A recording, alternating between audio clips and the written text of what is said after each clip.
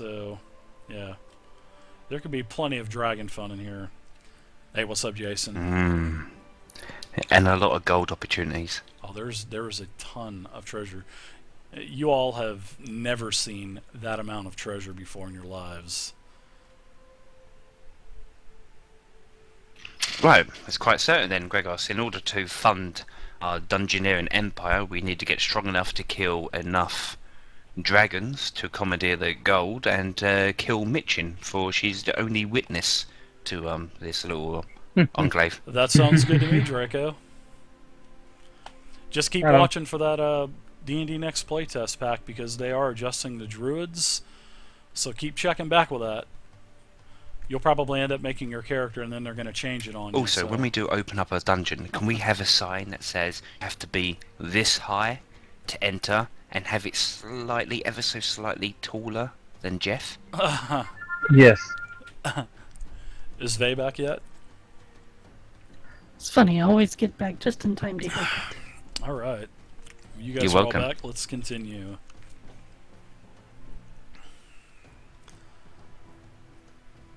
So you guys want to come out the east exit. You figure that you're going to come out into the marsh somewhere.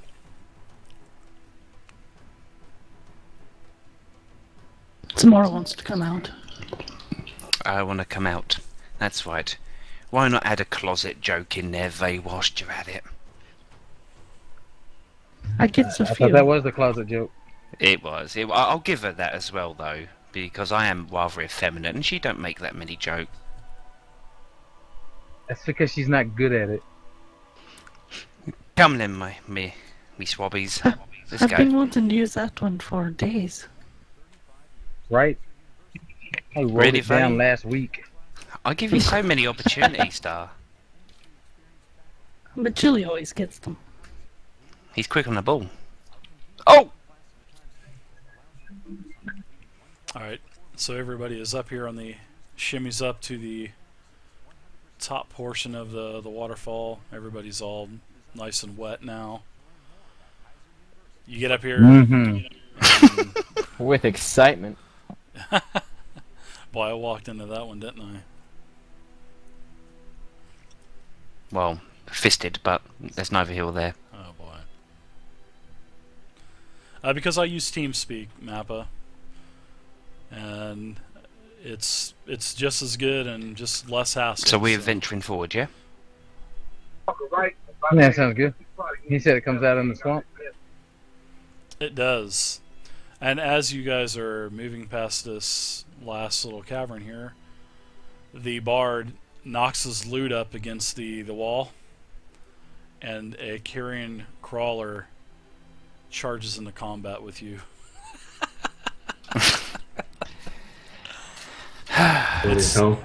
You guys were so close. It smells the disease. We're fighting that guy anyway. It smells the disease on the last 3 people that are infected. Right then. Let's put it in the dead book. I'm going to roll initiative for everyone. Oh, did you sort the macro? Yeah, it was an error on my part. Oh wow, look at that. The carrion crawler gets to go first. Time to left.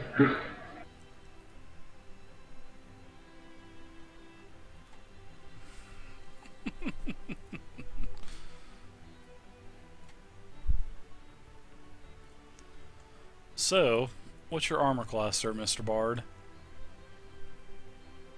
Light. This crawler charges up, and you got a 12 armor class. All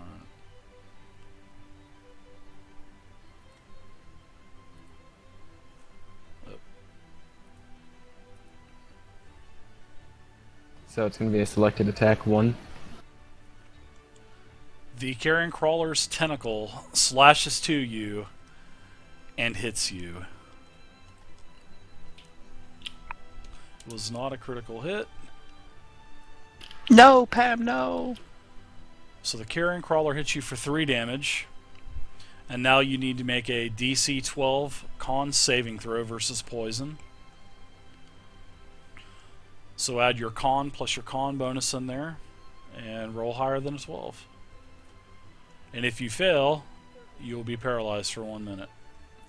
I These are the- I roll a d12 or a d20? D20 plus your con bonus. These are my... I wanted to use my new character sheet that I created for all my monsters, guys. Actually, you resisted the... That was a nice roll. You resisted the paralyzation bite from the... Well, the actual slash from the tentacle. You still take 3 damage. Yeah. And the... Everyone hears a manly scream. Okay. Jeff, you're up, sir. I'm gonna run to Pam's aid. And I'm gonna try and just swing my scimitar in front of the carrion crawler's face, trying to slash off its tentacles. Okay. Actually, sorry I'm putting you guys in combat with this, but I'm sure you guys will be fine. But I wanted to see how it worked, because now all of my monsters will have all macros with all of the attacks, all of the saves, everything built into the macro. So we won't have to be, fumbling through PDFs and books and stuff. So, all right, go ahead. Well, Jeff, sorry. interesting note about that. Apparently the carrion crawler's name is David GM. It is. You are hitting AC 12 on the carrion crawler. You're able to hit the head of the crawler. That's all that's visible. And you hit. And roll your damage. Oh! Straight off That's the not I've got damage. 2 Ooh. attacks. Alright. Now I'm gonna shuffle a bit to my left and stab it with my short sword. Stab it. So, a little shimmy. Shimmy it with an AC 12. Perfect! Hit.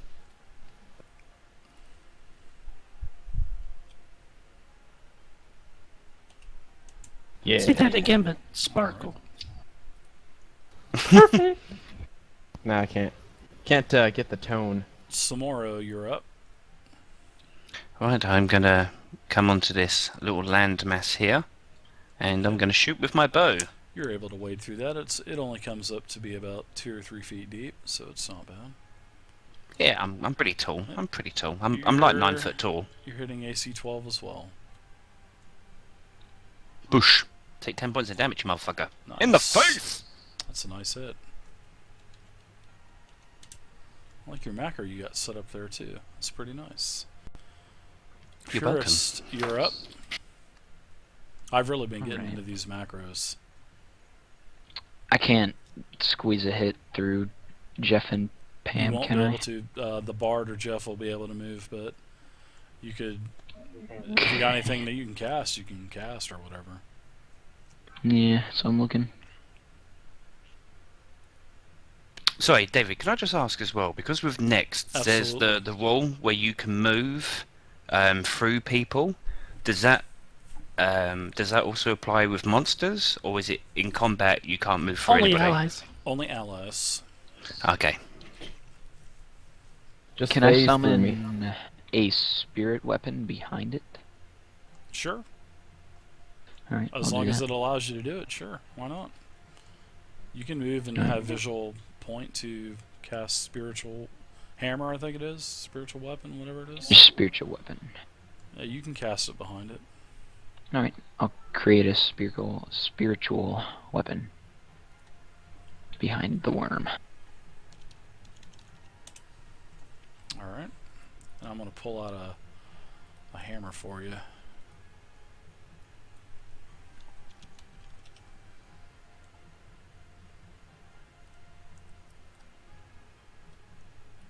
That's a big friggin' hammer. Oh.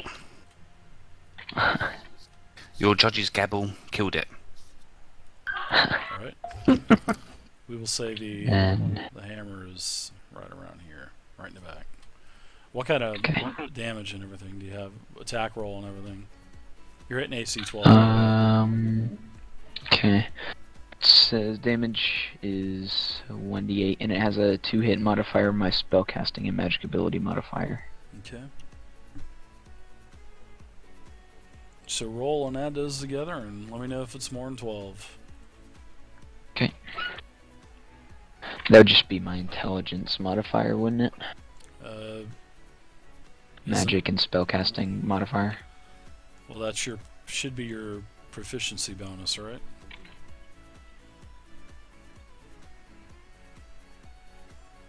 Uh,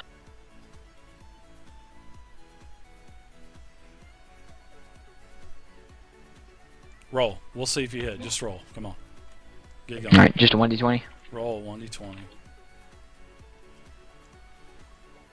It hits. You don't even need any modifiers. Just roll the damage for that hammer. Alright, you do 3. Is it any bonus damage to that? No, I don't think it is. Vay, you're up.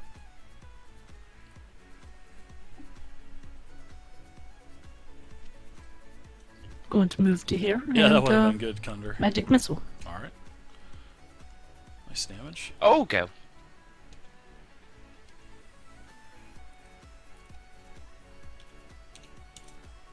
You guys are making quick work of this carrying crawler. Shouldn't Gregos, fuck you're with up. us.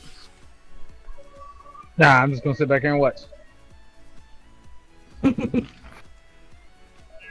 I don't have a bow. I don't have a ranged weapon. I don't have any spells. Nothing I can do. Yep. You have a pack of wild animals. Alright, Ryan Pam, you're up, sir.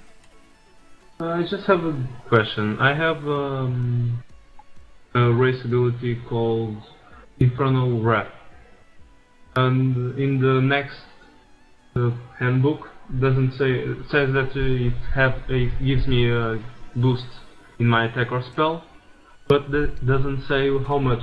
I was looking at the D&D 4 wiki, and it has a different thing that I do a free action of 1d6 plus charisma. So what can I do? Let's see. Infernal Wrath is when you're not at full hit points. You're not at full hit points, are you? No. This is you draw a Diabolical Fury to make your attack or spell more potent. When you make an attack with Infernal Wrath, you have advantage on that attack roll.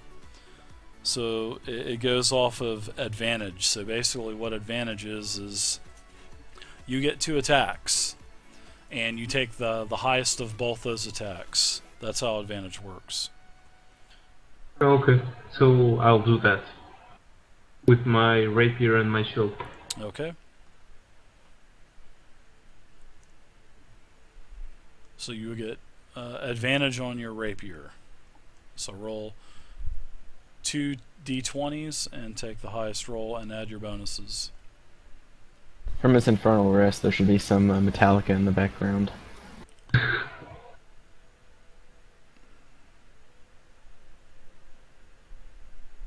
You guys should probably make macros for your attack rolls also, by the way. It would save you guys a lot of time. Alright, that's definitely a hit, and roll your damage.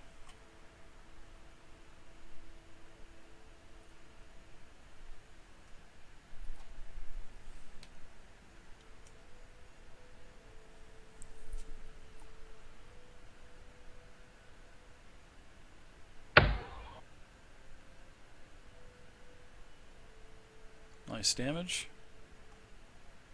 Sorry, that's a -1. Oh, so that's 7. Yeah.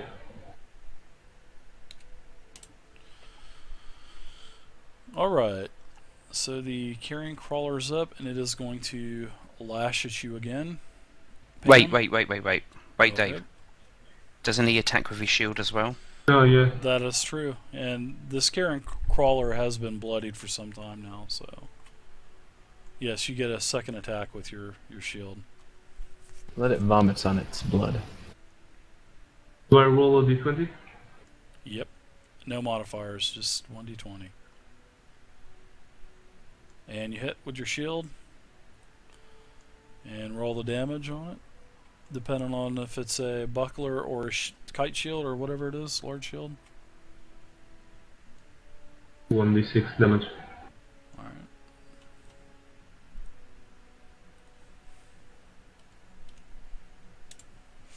You actually take off a couple of the tentacles when you smash into the face. A couple of the tentacles actually fall off of the carrion crawler. And it is going to make one last dishing effort to attack you.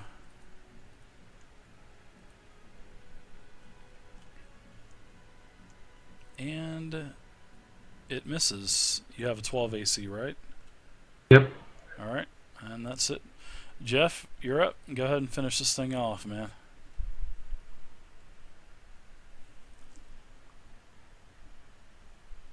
Gonna stab at its head.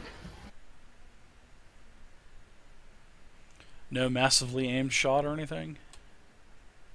I've learned that those are usually apparently frowned upon, like with a -10. They're not frowned upon. They're definitely possible, but you're going to have big I've got 2 minuses. attacks before you look at that 6. Okay. Your second attack. Yep, next one up. Samora, are you going to be the one to finish this thing off? I'm going to shoot it with my bow. Just give it a go. Yes, sir, I am. And I'm Alright. going to say, get away from him, you son of a bitch. And I'll shoot him in the face. This thing dies. Makes a couple weird screeching noises and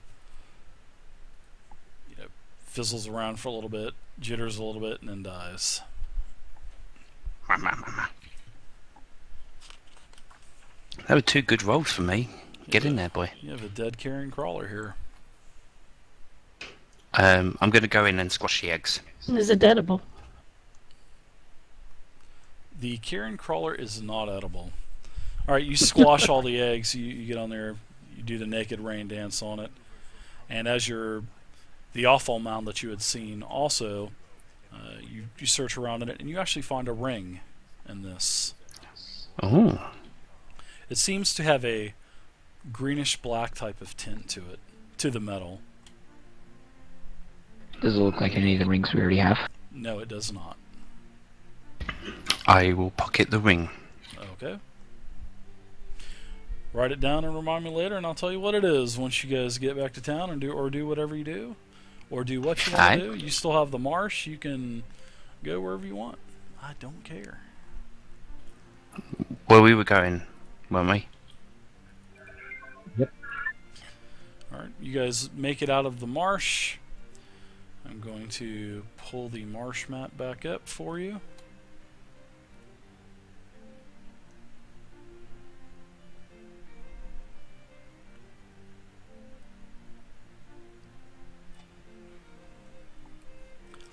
And as you get back into the marsh, you are around...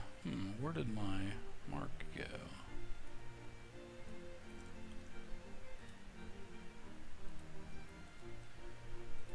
This is about where you guesstimate to where the actual cavern system is. And you traveled about 5 miles underground, and you come up around here in the marsh.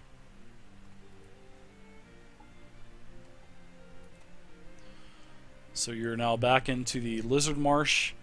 It is storming like hell out. Very crappy conditions. The ground is moist. It's you definitely have a hindered traveling path ahead of you because of you're carrying this altar with another chest. But you can trek through it. You're just going to have a movement rate loss. Yep. We head back They to do Kron's trek up. Hold. All right. Sounds good. Look for the person with the gold question mark over their head and turn in our quest. Baroness Wind. What was his name? Esperanto? It's Estival and Baroness Wind.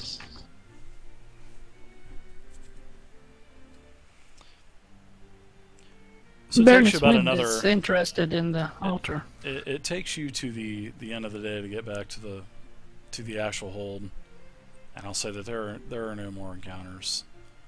You actually trug along the edge of the marsh, so you're not actually in deep within the marsh. You get back, and Baroness Wynn is there. The Paladin Estival's there. You actually notice that a lot of the The actual hold has been repaired in the several days that you've been gone. And word is out that you are back at the hold, and Estival and Baroness Wynn greet you. And he asks you, actually he comes up to you and he has a worried look on his face, and he informs you that Mount Hotenau has erupted and destroyed a large portion of Neverwinter. And he had sent a party to find you, but they could not find you. And Estival was actually getting worried about you, and he was fixing to go out and get you himself. But on your return, he informs you I'm that sure he was. he regrets to. He said he was going to, but he does regret to inform you that Mount Hotenau has erupted and destroyed a large portion of Neverwinter. And Was also, Moonstone Tavern destroyed? no, maybe, I don't know. He doesn't have much information. Was the spider keg destroyed? You don't know. But he does inform you that Lord Nasher is dead. Oh, snap. Oh, wonderful. He was You're a paying for free our agent, in. Gregos. What's that? You're a free agent. Well, no, I still work for the Neverwinter Guard. I guess, if it still exists. There's a spot open. He doesn't have a lot of details because he had just received a courier message from Waterdeep, and then he had to send a courier to down to Baldur's Gate, which is south of you, to inform them. But all he can tell you is Mount Hotenau, the giant mountain, has erupted and destroyed a large portion of the city of Neverwinter. But that's all the information he has for you. Oh, well, we've got the altar. There it be. Unfortunately, what was in the altar is no longer in the altar. What So is they're that taking it music? before us, apparently. That is launching session GTA Online. Oh, Yeah, Baroness Wynn looks at the altar and she actually asks you, do you have the key? Nope. So, where was this? No, we do was not. it- okay, and also, I go ahead. immediately ask if she knows where Meechan is.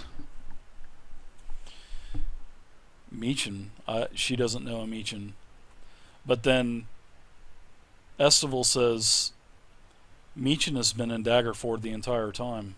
Meechan wasn't on the detail that come to Crom's Hold. There. Oh, wonderful. God Well, damn it. I fill Estival in on what's happened then. It's like I always said, Vade, never trust a woman with one ear. Right? Well, I'll fill in Estival on what happened and who she was and see if he knows what's going on. They're pretty much in the blind on that. She was just concerned about getting the altar back. In fact, she didn't really think that you were going to bring the altar back, because when Estival sent you guys out, you were basically informed just to find the dragon lair and to come back. But then you go into your story telling him how you actually found a temple, blah blah blah. You went down into another lair. You know, you told him about, you know, the green slime jumping on Somoran and him running through the halls screaming like a girl. And well, anyways, he asked you if the dragon is dead. You tell him no, but you did work out a deal to get the altar back. And then, you know, Pyrrhus would have went into telling him that the altar is actually opened up and there was no key. So then he tells you that he will talk to you later. So now you're at the hold. He says that the detail that had gone to Crom's Hold will be heading back to Daggerfall in the morning. It is now just about dark outside, and if you guys want to rest up, do whatever you need to do, because the detail is going back to Daggerford. We've got some people that need to be cured of disease. Can I cure another person in the same day? Sure can. If you got a second level spell slot available, sure. I don't think it takes up a spell slot because it's a domain spell. It still costs you a slot to cast it, though. Oh, okay. What the domain means, Purist, is that means that you don't have to actually memorize that spell. Like I was telling you last week, depending on how many spells that you can have memorized at one time. That is a pool of spells that you have ready at your disposal, and then you can take your spell levels and use your spell levels to cast those spells that are in your readied pool of spells. You can't ready every one of your spells. There's too many cleric spells for you to actually have ready at your disposal. So what it is I believe it's 1 plus 1 per every one of your levels. So you should have 5 spells that you're able to memorize, which is your healing word and other stuff. And then your domain spells are the spells that you're able to have in your pool as well, but those don't cost you anything of your, your 5 spells. That's how that works. Alright. But then I do not have... Well, you only cast 1 second level spell in the morning. So you still No, should I have cast one, right? spiritual weapon too. Oh, okay, so that's the second level as well? Okay. Yep. That's right, it is second level. So, alright, so you do not have any spells left. But I assume we can rest up for a little bit, for a couple of days, so everybody can be cured of disease and things like that. Absolutely. Are we agreed that people should be cured of their STDs? Yes. Yes.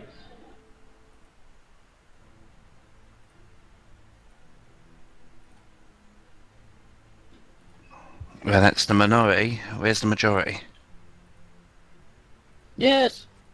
There you go. Right, Yeah, sure. Mr. Yeah, sounds good. Game Master, cure us up. Right, over the next couple days, everyone's cured, and now you have this issue of Neverwinter as well.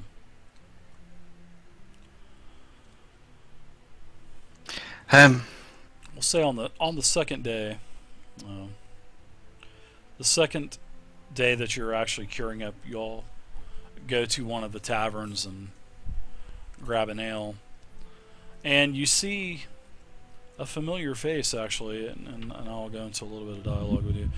It says, the tavern is packed with sweaty people complaining about the heat and humidity. I never thought I'd miss the rain, says the barmaid as she dispenses drinks.